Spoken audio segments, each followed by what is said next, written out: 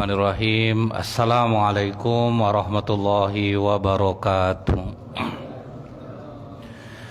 Innal hamdalillah nahmaduhu wa nasta'inu wa nastaghfiruh wa na'udzu billahi min shururi anfusina wa min sayyiati a'malina. May yahdihillahu fala mudhillalah wa may yudlil fala hadiyalah. Asyhadu an la ilaha illallah wahdahu la syarikalah wa asyhadu anna Muhammadan abduhu wa rasuluh. Allahumma shalli wa sallim wa barik ala hadzal nabiyil karim wa ala alihi wa sahbihi ajmain. Bapak Ketua Masjid beserta pengurus yang saya hormati, alim ulama, tokoh masyarakat, cerdik pandai, Bapak Ibu, orang-orang tua yang saya muliakan, hadirin hadirat yang semoga kita semua senantiasa dirahmati oleh Allah. Bersyukur kita kepada Allah dengan mengucapkan alhamdulillahirabbil alamin. Allah karuniakan Bapak Ibu kesehatan, kekuatan iman sehingga ringan langkah menuju masjid yang kita cintai ini. Semoga segala apa amal ibadah yang Bapak Ibu lakukan dibalas Allah dengan pahala yang berlipat ganda, diampuni segala dosa, dimudahkan urusan, disembuhkan dari segala penyakit, dimurahkan rezeki insyaallah. Berselawat kita kepada Rasulullah sallallahu alaihi wasallam dengan ucapan Allahumma shalli ala sayyidina Muhammad wa ala ali sayyidina Muhammad. Semoga dengan ringannya lisan kita ini berselawat kita mendapatkan syafaat di yaumil akhir kelak. Diriwayatkan dari Abu Qatadah, Pak. Jadi kadang-kadang ada juga beberapa dari kalangan sahabat yang tidak kita kenal namanya itu, kalau dinasihati Rasulullah itu agak sumbang jawabannya. Jadi ada juga, Pak. Jadi ketika dia bertanya, kalau kau enak lah ya Rasulullah, dosa-dosa kau sudah diampuni. Jadi masalah bertanya tuh, Pak. Bagaimana kalau kan mereka mendengar puasa Rasulullah itu seperti apa, ibadah Rasulullah itu seperti apa, bacaan Quran Rasulullah itu seperti apa, sehingga ada 3 orang laki-laki ini merasa ternyata sedikit amalan Rasulullah ini, aku bisa melakukannya lebih banyak. Itu tuh, Pak. Kalau gitu aku akan puasa sepanjang masa, aku tidak akan tidur malam, aku sholat tahajud, aku akan senantiasa membaca Quran. Nah itulah yang membuat Rasulullah marah. Aku puasa, kadang juga berbuka. Aku kadang sholat dan aku juga tidur. Karena diri kita ini ada hak untuk diri kita sendiri, mata, dan ada hak juga untuk tamu, ada hak juga untuk keluarga.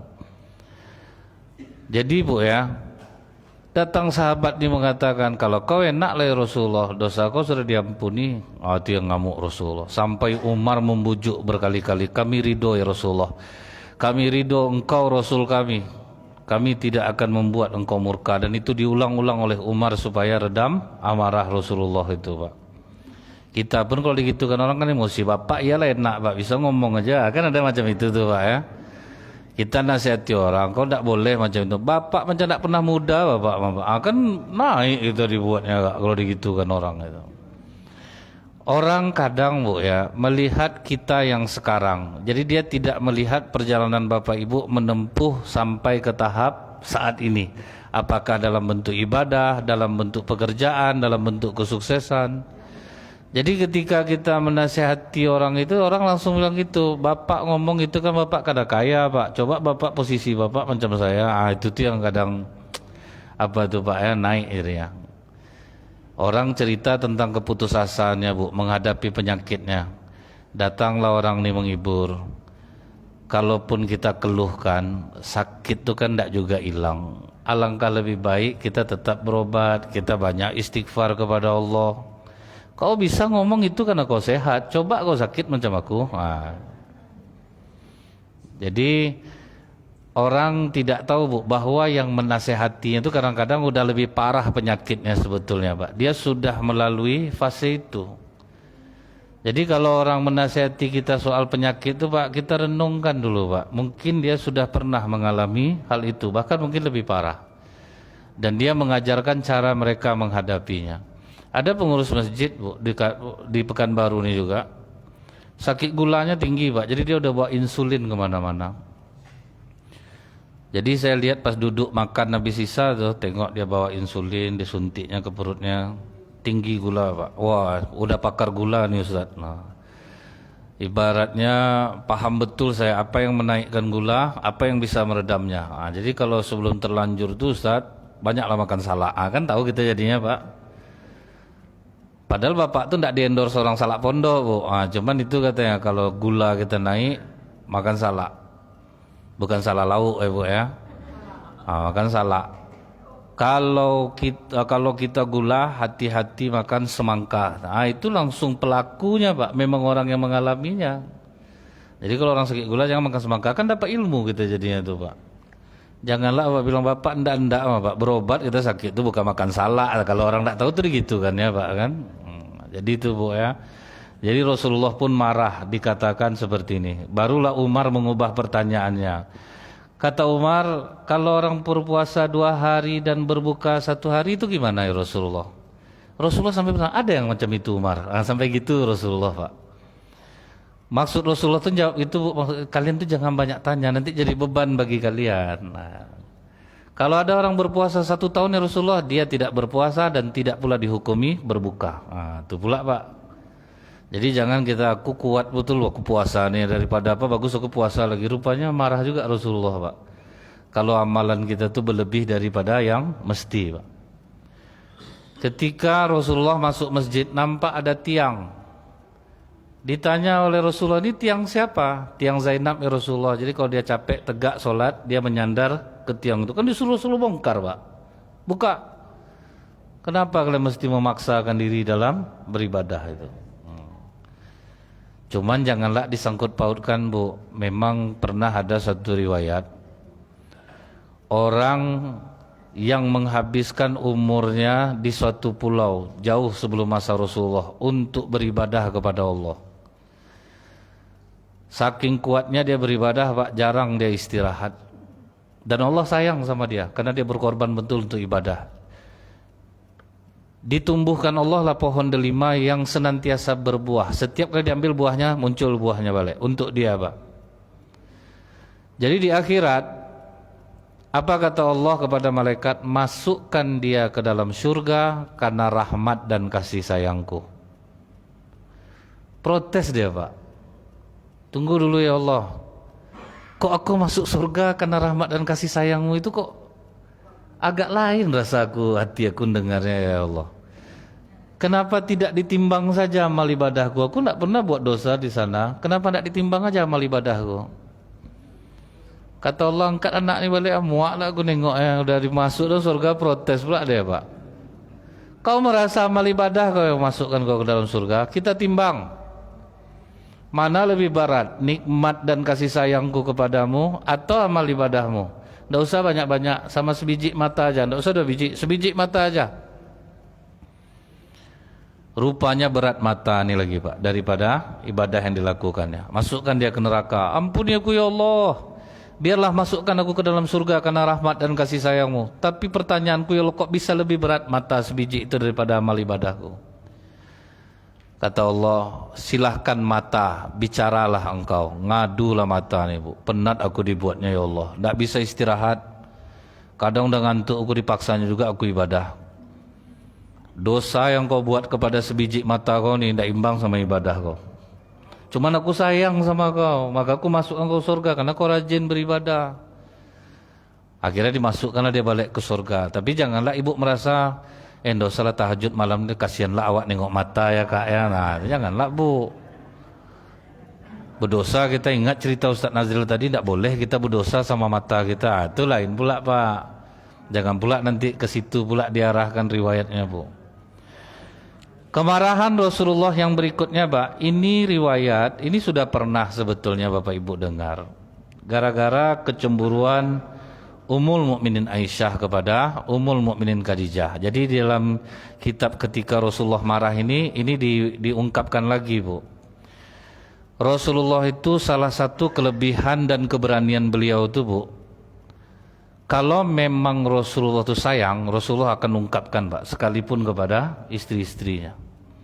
Dan ini mohon untuk Bapak tidak diamalkan. Kalau ndak kuat rasanya Pak, kalau ndak gawat Pak, seminggu itu aja nanti kasusnya itu Pak. Ada Bu di mall tuh pakai pintu macam itu. waktu itu. Jadi ada perempuan mau masuk, suami istri ini mau keluar, dibukakan oleh suaminya. Datang perempuan yang buka, makasih ya bang, itu diulang istrinya seminggu bu, makasih ya bang, makasih ya. Nah, jadi kalau apa jangan buat-buat pak. Nggak tahan bu, mau tidur makasih ya bang, bangun tidur makasih ya bang, diulang ya pak. Nah, jadi jangan coba-coba. Rasulullah tuh bu, kelebihan beliau itu yang kita rasanya tidak akan mungkin melakukannya itu bu. Beliau selalu memuji Ummul Mukminin Khadijah di hadapan istrinya Pak, termasuk Ummul Mukminin Aisyah. Jadi Rasulullah ini karena selalu memuji Khadijah itu sampai kalau adik Khadijah datang terkejut Rasulullah dengar suaranya itu Pak, itu yang sakit hati Aisyah lihatnya Pak. Betul-betul tidak bisa Rasulullah itu move on istilahnya Bu ya untuk cintanya kepada Khadijah itu. Karena memang tidak bisa dipungkiri ya Bu ya, Rasulullah dengan Ummul Mukminin Khadijah itu, setelah Ummul Mukminin Khadijah meninggal, Khawlah binti Hakim sempat menjodohkan Rasulullah dengan Aisyah dan Saudah binti Zam'ah. Kan Rasulullah menolak sebetulnya Pak. Tidak mau Rasulullah, aku tidak mau nikah lagi. Cuma kata Khawlah, kasihan anak-anakmu masih kecil ya Rasulullah, tidak ada yang menjaganya. Itulah maka akhirnya di antara kedua ini siapa yang kupilih? Khawlah ajalah. Padahal Khawlah Saudah binti Zam'ah aja. Jadi justru yang tua dipilih Rasulullah daripada yang gadis. Jadi kalau ada para suami, bu, abang nih mau poligami dek untuk mengikuti sunnah Rasulullah, cari nenek-nenek. Karena Saudah nenek-nenek pak. Ketiga baru Aisyah. Abang betul jalankan sunnah bang? Ya, ini Nek Eli 71 umurnya bang. Ini Nek Atun 65, pilihlah yang mana bang mau. Nah, apalagi gitu dek. Tapi abang mau ikut Rasulullah. Rasulullah istri keduanya nenek bang. Karena Saudah umurnya sekitar 65 tahun Pak. Jadi kalau nikah ya lah, jangan fitnah Rasulullah. Ini kadang-kadang kan orang ini suka fitnah Rasulullah Pak. Poligami itu halal, Rasulullah aja poligami. Iya, janganlah samakan sama bapak. Bapak berselera, milihnya yang cantik.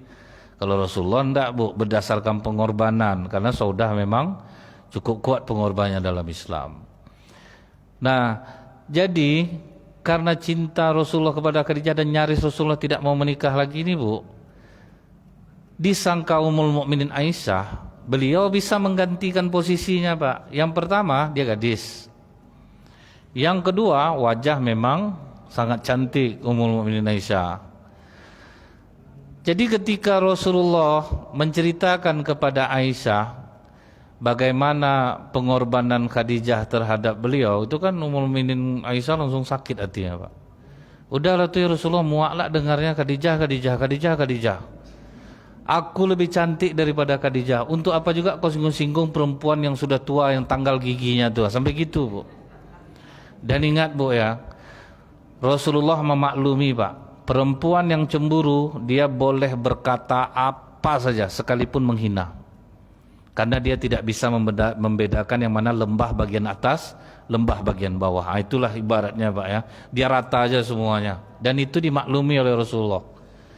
Dengan syarat tidak menghina suku orang lain. Nah itu Pak. Kalau kita ingat Rasulullah kenapa marah sama Zainab binti Jahsh? Karena dia cemburu sama Saifiyah. Saifiyah istri Rasulullah keturunan Yahudi. Jadi waktu kata Rasulullah, pinjamkanlah onta kau satu kepada Saifiyah. Di situ langsung naik darah Zainab Pak. Apa ya Rasulullah? Nah, sampai gitu Pak. Aku harus meminjamkan ontaku kepada perempuan Yahudi ini. Itu marah Rasulullah. 3 bulan Rasulullah tidak pulang ke rumah Zainab sebab menghina suku. Jadi berantem lah, jangan sangkut pautkan suku keturunan orang. Ibu ini payah membangunkan anaknya Bu, udah 2 kali 3 kali nak mau juga sama bapaknya nih, itu naiklah darah bapak dibuatnya Pak. Ngapalah abang yang kena, kan keturunan abang nih. Pantas mamak kau diceraikan bapak kau. Bang, bapak abang parah lagi Pak. Sampailah datuk, nenek, keturunan 7 turunan sebut semua Bu. Itu tuh yang tidak boleh itu Bu. Nah jadi sekarang ini Aisyah mengatakan, untuk apa kau sebut perempuan yang sudah tanggal giginya tuh? Itu apa kata Rasulullah Bu? Aisyah, tidak satu pun di antara kalian yang bisa melebihi Khadijah. Dia benarkan risalahku di saat orang mendustai aku. Dia bantu aku dengan hartanya di saat orang tidak mau membantu aku. Dan ingat Aisyah, dari Khadijah aku dapat anak, tidak dari kalian. Ngeri enggak tuh Bu? Berani Rasulullah macam itu Pak. Sampai apa kata Aisyah? Akhirnya aku tahu tentang kedudukan Khadijah di hati Rasulullah. Sejak itu aku tidak pernah lagi menyinggung soal Khadijah. Dan ini ungkapkan Ummul Mukminin Aisyah Bu. Sebanyak itu istri Rasulullah, hanya Khadijah yang paling aku cemburui. Padahal aku tidak kenal dengan beliau dan tidak pernah berjumpa. Saking jauh jarak umur tuh Bu. Tidak kenal, tidak jumpa, tapi sangat dicemburui. Cuman Bapak ingat Pak, jangan sok-sok beranilah Bapak macam ini Pak. Ya kadang Bu, Bapak ini suka lah membanding-bandingkan gitu Bu kan. Apa katanya, dia istrinya ngomong, tengok tua suami Sierra tuh misal gitu Pak ya. Pagi dia sebelum pergi bercium kening suami itu, dicium suami keningnya. Abang mana pernah aku cium nanti istrinya ngamuk suami. Nggak nyambung Pak. Maksud istrinya itu tirulah macam suami itu. Disuruh abang mau mencium kening istri dia. Marahlah suaminya. Kening aku cium bang. Geli aku kata suaminya Pak. Kadang kalau udah lama-lama itu tuh susah ya, itu ya Pak ya. Nggak ada romantis lagi Pak. Nah kemudian Pak, seorang perempuan Ansor ketika dia berada di rumah Ummu Salamah mendengar Rasulullah agak sedikit marah Pak. Jadi aku menjauh kata orang perempuan ini dan aku menutup telingaku. Tapi setelah itu aku bertanya, wahai Ummul Mukminin, kayaknya Rasulullah sedang marah. Yang kepo ini tetap juga memang telinga tadi ditutupnya Bu. Setelah itu keponya tinggi juga. Ngapa Rasulullah marah? Apa kata Rasulullah Bu? Jika keburukan sudah merajalela di muka bumi dan tidak ada yang mencegahnya, maka Allah akan menimpakan hukumannya kepada seluruh penduduk itu. Jadi kalau kita nampak keburukan Pak, tidak kita cegah, Allah akan hukum semuanya. Nah ini Bu ya, ketika makam yang ngebom Bali dulu Pak, siapa namanya itu Pak? Amrozi, satu lagi apa? Yang Imam Samudra.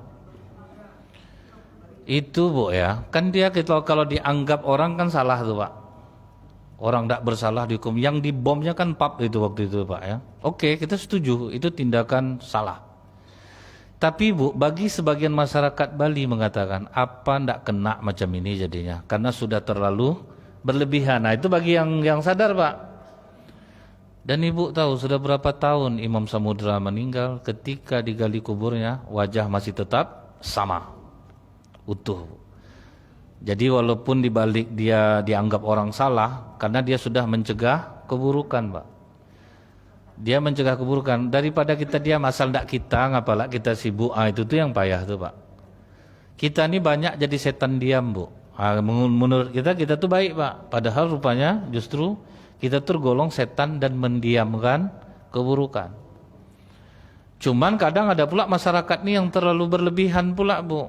Kita ini boleh mencegah keburukan tapi bukan dengan cara membuka aib orang Pak. Misalnya nih Bu, ada orang becek-cewek di satu rumah. Orang sibuk megang kamera tuh Pak. Itu kan berarti mempermalukan orang Pak. Kadang di masyarakat nih Bu, dibiarkannya kejahatan tuh dulu, misal melapor kita, Pak, tuh ada orang pacar-pacaran Pak, gini caranya, kita tunggu dia dulu masuk, sekitar 15 menit, kan udah mulai dia tuh, baru kita gerebek, itu kan salah Pak. Kadang berkelahilah bapak tuh Bu, masalah ngintip tuh, pertama bapak yang satu naik ke atas, datangin Bapak, bang gantian lah bang, dari tadi ya bang, gara-gara ribut lah gara-gara itu Pak. Aku muak nengok dia, ini tuh payah mbak bawa dia, ini dia aja terus yang di atas. Kan lagi gara-gara itu jadinya Pak. Gara-gara ngintip, bentuk bukan niat kebaikan Pak. Ibu ingat enggak, di masa Rasulullah tidak ada orang yang tertangkap berzina melainkan karena pengakuan sendiri. Itulah saking menjaganya Pak. Karena nuduh orang berzina kan tidak mudah Pak. Harus ada 4 orang saksi Pak, menyaksikan. Itu Pak. Menyaksikan kan susah itu Pak. Jadi tidak mudah kita nuduh-nuduh orang, Bu. Di masa Imam Ahmad bin Hambal, ada perempuan memandikan jenazah perempuan juga, tiba-tiba lengket tangan perempuan itu ke badan perempuan yang dimandikan ya. Udah banyak ayat yang dibaca, Pak, tidak lepas tangan nih. Datanglah Imam Ahmad bin Hambal, coba kau jujur, apa dalam hati kau ketika kau memandikan dia? Aku katakan dasar pelacur, sudah berapa laki-laki yang tidur bersamamu? Ada 4 orang saksi tidak menyaksikan bahwa dia berzina? Orang udah tahu semua dia sering dibawa laki-laki. Tidak ingat tidak aturan Islam apa? Harus ada 4 orang yang menyaksikan. Kalau itu syaratnya yang tidak ada. Ingat, menuduh orang tanpa saksi hukumannya 80 kali cambukan, Pak. Kalau kau mau lepas bukan dengan ayat, dicambuk kau 80 kali baru lepas nih. Setelah dicambuk 80 baru lepas, Pak. Sempat kita dihukum, Bu, udah biru-biru punggung kita semua nih. Kita kan mudah nuduh-nuduh orang, Pak. Itu bahayanya, Bu. Tidak boleh kita sembarang-sembarang tuduh itu. Jadi kalau mau mencegah tuh, jangan sampai mempermalukan orang. Jadi kita nih, Bu, tidak lepas dari adab semua ya, Pak. Misalnya gini, Bu, saya ceramah nih. Terus ibu-ibu ngomong gitu, saya tidak akan pernah menegur. Sebab kalau saya tegur, saya yang berdosa. Saya sudah mempermalukan ibu di depan orang ramai. Itu dipikir tuh, Pak. Yang macam-macam itu, Bu. Misalnya lagi, Bu, saya ceramah, anak kecil lari-lari, tidak usah Bapak risau, saya tidak akan terganggu. Kadang, Bu, kenapa, Bu? Kalau sempat saya tegur anak tu, dek, duduk, dek. Yang terluka hati siapa, Pak? Emaknya, Pak. Neneknya terluka hatinya, malu dia. Jadi itu ditimbang-timbang, Bu. Gitu juga kita menggerebek orang, itu memang perlu betul-betul diusahakan untuk tidak membuka aib. Kita sekarang ini bangga, Bu, dengan orang OTT, operasi tangkap tangan. Tapi rata-rata, Pak, yang menangkap nanti tertangkaplah balik. Kenapa? Membuka aib. Karena kata Rasulullah, siapa yang membuka aib orang, maka aibnya akan dibukakan pula oleh Allah, sekalipun dia bersembunyi di dalam rumahnya.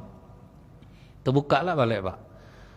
Ini membuka, nanti dia pula yang kena lagi. Nanti ini membuka, inilah kena lagi. Maksudnya itu, Bu, tangkap aja lah. Tidak perlu sampai harus disiarkan pula. Tapi kata sebagian ulama ada juga, memang orang macam itu harus dipermalukan. Itu tidak tahu juga lah ya, Pak ya. Karena ada juga orang kalau yang seperti itu tuh siarkan aja biar dipermalukan dia. Itu ada pula.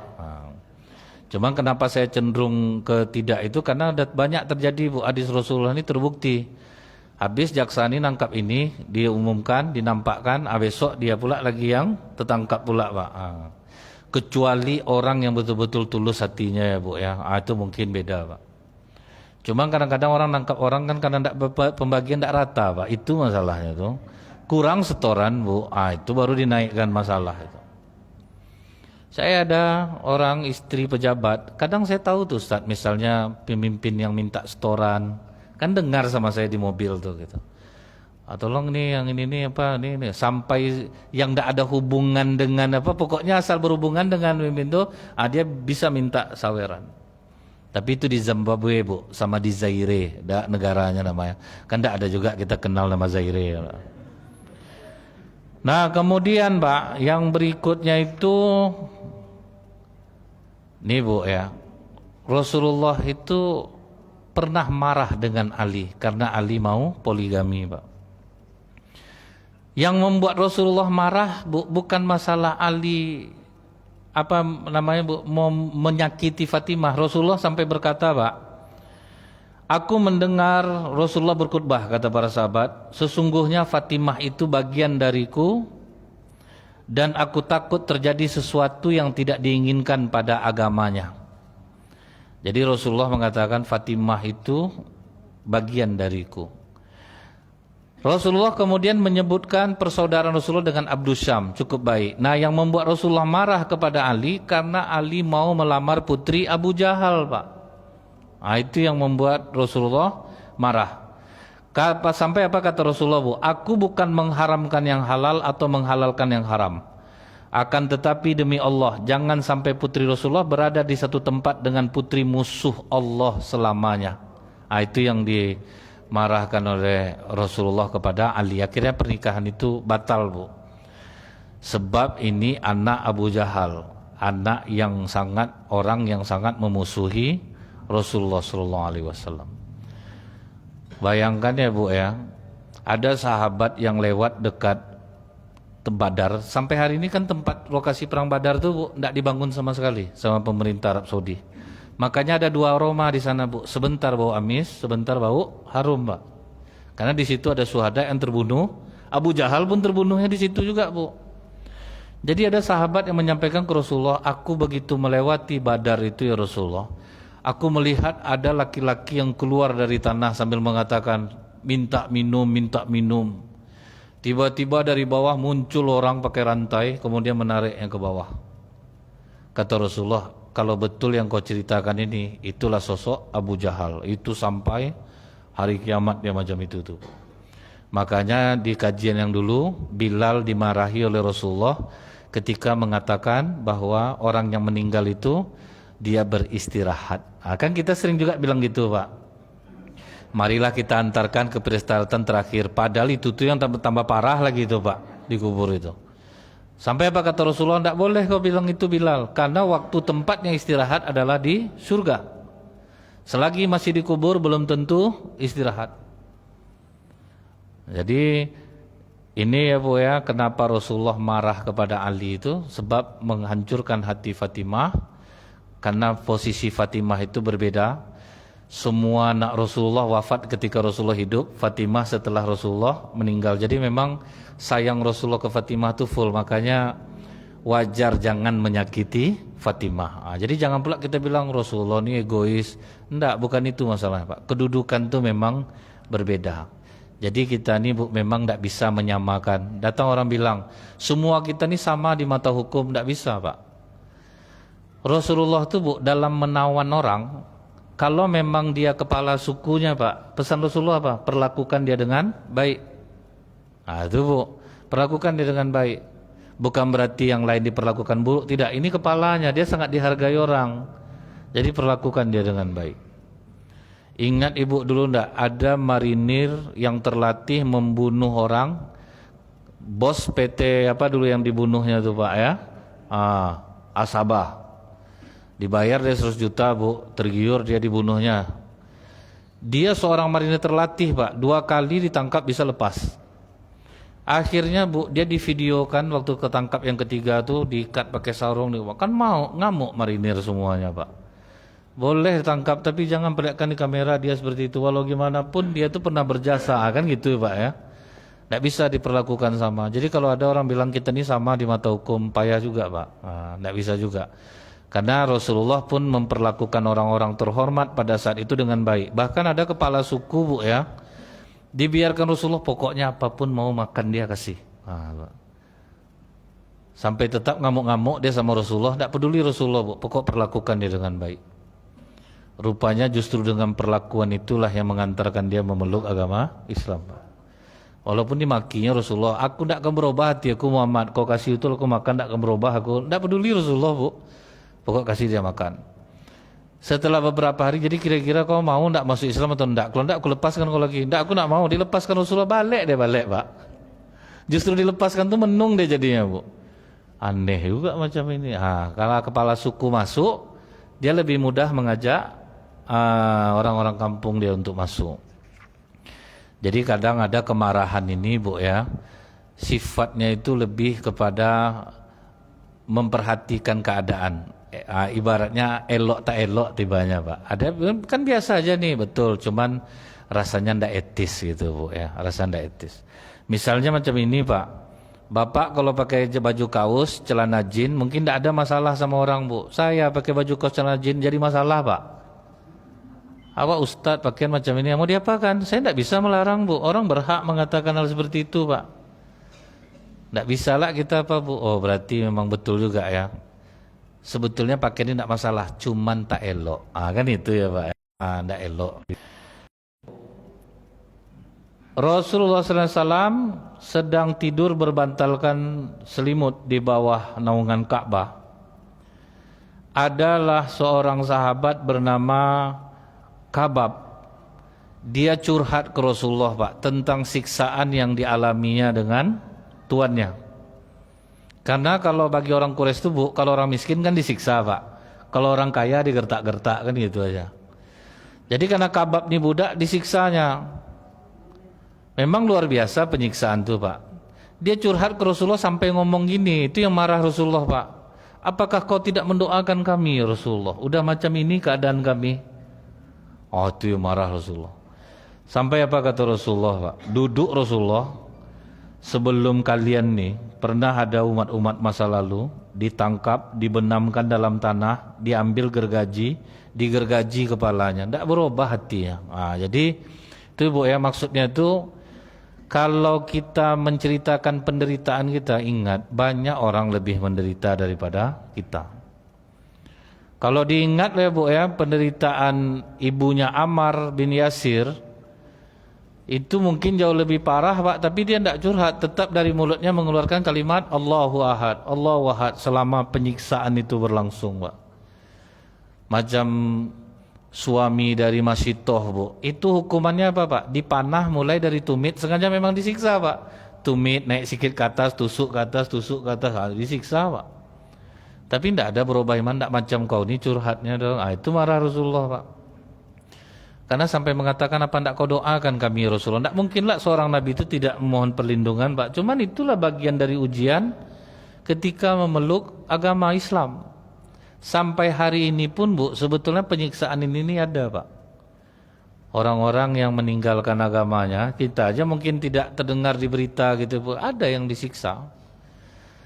Ada yang dikucilkan, sama, semuanya sama. Penderitaan itu sama Pak. Gitu juga Bu, misalnya orang kita pun murtad juga, itu pun perlakuan keluarganya kadang-kadang nyiksa juga gitu Pak. Sama juga. Jadi memang masing-masing keyakinan ini memiliki ujian tersendiri. Ada ingat jamaah dulu Bu ya, habis saya khatib, Ustadz saya hari Minggu masih ke gereja katanya. Ngapa gitu? Untuk menutupi di keluarga saya bagaimana tuh Ustadz? Ingatlah saya Bu, di zaman Nabi Musa banyak orang-orang yang beriman dengan Nabi Musa pun menyembunyikan imannya. Cuman akhirnya ketahuan Bu. Jadi saya selalu jumpa dia tiap Jumat tuh Pak, kalau pas saya khatib di masjid itu. Curiga keluarganya tuh Bu dari wajah Pak. Dari wajah, kok wajahnya itu tambah beda.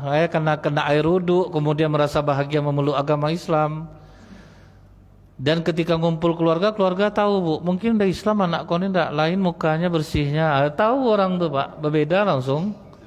Jernih dia Bu. Macam wajah bapak ibu ini dimatikan lampu terang ruangan ini Pak. Jadi Bu ya, dia itu untuk datang orang tuanya bilang, oke lah kau udah Islam, kami mau terima. Tapi tolong jangan sampai tahu keluarga. Tetap juga kau ke gereja gitu Pak. Sejak itu dia ke gereja. Jadi saya bilang toleransi itu boleh, cuman kalau ini dibiarkan terus-terus nanti rusak juga jadinya. Ini tidak boleh. Memang inilah ujiannya, kata saya. Memang inilah ujiannya. Entah berani dia sekarang tanda saya tidaklah ke situ lagi Bu, tidaklah ada ceramah ke sana lagi, jadi tidaklah jumpa lagi Pak.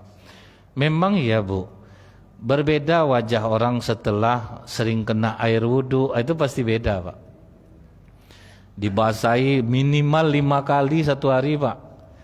Ibu mungkin pernah mengenal istilah spa sampai hari ini Bu ya. Spa itu kan artinya sante per aqua, terapi dengan menggunakan air. Itu memang udah diakui Pak. Apalagi wajah kita ini dibasahi dengan air wudhu minimal 5 kali satu hari Bu. Dosa hilang, kemudian hidup otot-otot yang ada di wajah karena kena air itu kan Bu. Jadi kenapa dikatakan air wudhu itu menghapus dosa sampai tetesan terakhir, itu kan supaya kita tidak ngelap Pak.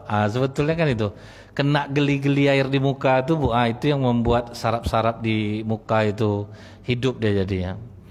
Cuman kadang itulah lah Pak, saya sendiri pun kadang saya keringkan juga Bu, karena dingin Pak kan. Sempat jalan panjang Bu, macam mana Pak rasanya?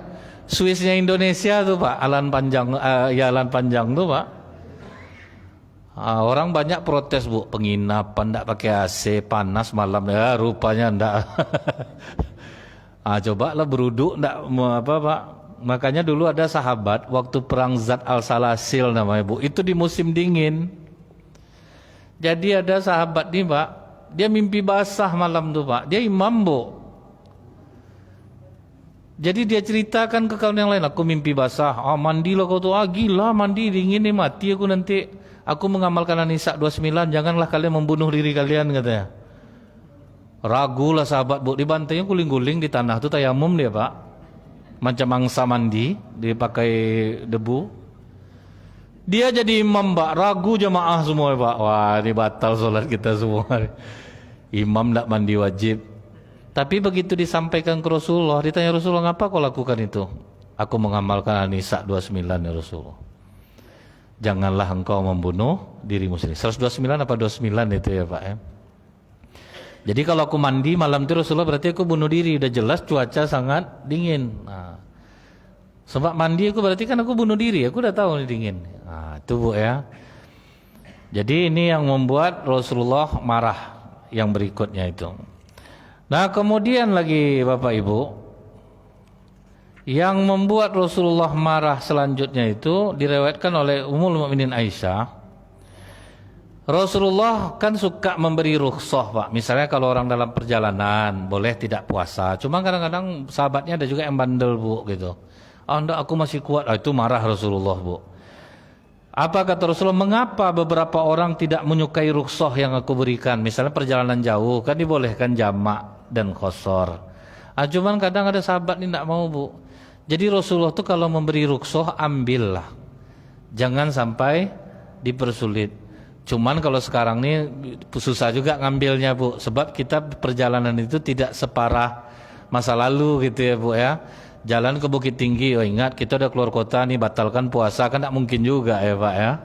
Karena perjalanan kita tidak macam dulu dengan cuaca yang sangat terik, tidak mungkin seperti itu. Begitu juga dengan solat jamak gitu ya Bu ya. Kan Rasulullah menganjurkan Pak, kalau kita udah solat jamak sampai di suatu tempat rupanya tepat waktu solat, maka kita terhitung dapat solat sunnah. Kenapa harus bisa menimbulkan kekacauan di hati orang nengok gitu Bu. Dia sholat Pak, orang 2 rakaat dibantainya salam Pak, itu kan menimbulkan fitnah jadinya. Aku musafir katanya, kan orang tidak semua orang tahu dia musafir Pak. Tahu-tahu udah salam dia, lain aliran kawan ini, nampak terganggu hati orang dibuatnya Bu. Sholat betul lah sampai habis, nah, kan seharusnya gitu Pak, kan dapat pahala sholat sunat jadinya. Jadi kalau kita dikasih rukhsah keringanan, maka ambillah. Tetapi diukur-ukur juga, ini pantas untuk diambil atau tidak. Subhanakallahumma bihamdika, asyhadu alla ilaha illa anta, astaghfiruka wa atubu ilaik. Assalamualaikum warahmatullahi wabarakatuh. Hah? Oh iya ya Pak. Sikit lagi, enggak? Sikit lagi. Oh masih ada, oke baik. Belum lagi Bu. Nah baik Bu. Yang berikutnya itu Bu, di dalam surah Al-Maidah. Dalam surah Al-Maidah 87, di situ dikatakan Allah, wahai orang-orang yang beriman, janganlah kamu mengharamkan apa yang baik yang telah dihalalkan Allah kepadamu. Dan janganlah kamu melampaui batas. Sesungguhnya Allah tidak menyukai orang-orang yang melampaui batas. Jadi kadang-kadang kan ada orang Bu, untuk hal-hal yang rasanya tidak terlalu fatal, dia berani mengharamkan. Kan sering seperti itu Pak. Misal zikir bersama ini kan tidak ada diajarkan, ini haram, itu bahayanya Pak. Itu yang bahaya tuh Bu. Jadi dia itu kadang mengharamkan sesuatu yang Allah halalkan. Dan yang berbeda itu kan mengenai bersama atau tidak saja Pak. Atau ada Bu orang sampai gara-gara masalah jumlah sholat tarawih aja tidak mau dia sholat situ Pak. Saya biasa 2-3 Ustaz, situ 11, itu kan udah salah. Itu tuh bahayanya tuh Pak. Rumah tidak boleh ada gambar. Jadi emaknya beli kursi yang gambar Raja Wali itu kiranya Bu, digergajinya Pak. Kau ya memait kau nih, kata emaknya. Udah senang aku kau belajar agama, tapi jangan kau macam ini pula berlebihan. Jadi ingat tuh Bapak Ibu, sholat isya lah kita lagi. Subhanakallahumma bihamdika, asyhadu an la ilaha illa anta, astaghfiruka wa atubu ilaik. Assalamualaikum warahmatullahi wabarakatuh.